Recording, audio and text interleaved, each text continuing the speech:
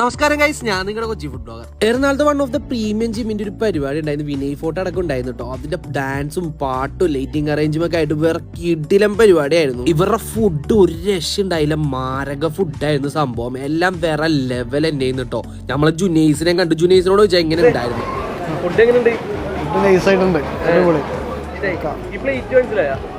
Plate എന്താ? സാധാ plastic plate അല്ലേ? പ്ലാസ്റ്റിക് അല്ലത്, പേപ്പർ പ്ലേറ്റ് ആണ്. പേപ്പറാ? പേപ്പർ പ്ലേറ്റാ.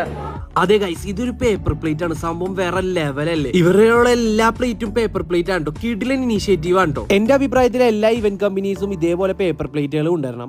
ഇത് ഐക്കോണിക് എന്താണ് ഈ പ്രൊഡക്റ്റ് യൂസ് ചെയ്യാൻ കാരണം?